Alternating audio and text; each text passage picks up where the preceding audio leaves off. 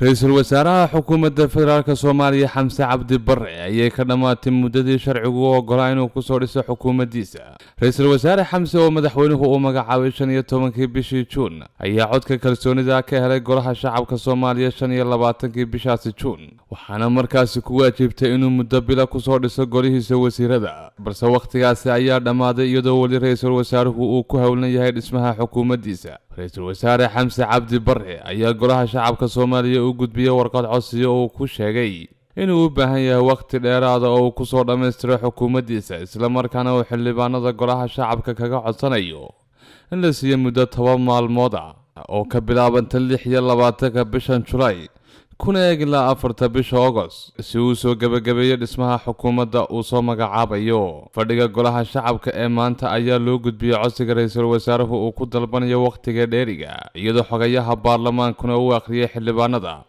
warqadaasi codsiga uu soo diray ra'iisul wasaaruhu. haddaba si aan u soo dhiso xukuumad tayo leh isuna dheelitiran waxaa lagama maarmaan noqotay inaan waqti ku filan geliyo la tashiyada aan la sameynayo qaybaha kala duwan ee siyaasiyiinta dalka iyo bulshada rayidka ah si aan isu qancino intii suuragal ah.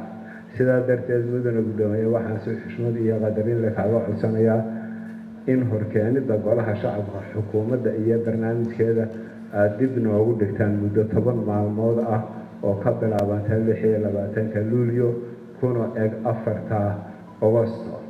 iga guddoon salaam qadarin leh.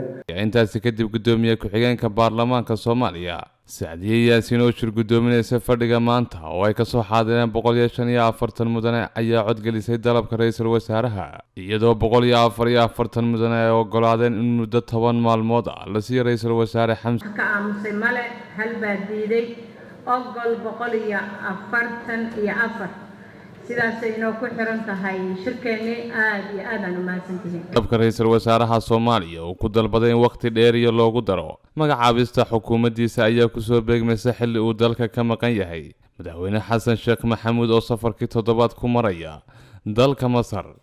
sidoo kalena deegaanada Soomaaliya ay ka taagan yihiin xaalada bini'aadamnimo kuwaas oo saameyn ku yeeshay nolosha bulshada. Ismaaciil Cabdi Xasan, Saab TV. hadal oo ku hadal bishii oo dhan $7 oo kaliya ku darso fariin kasta oo aad dirtaana waa ku bilaash.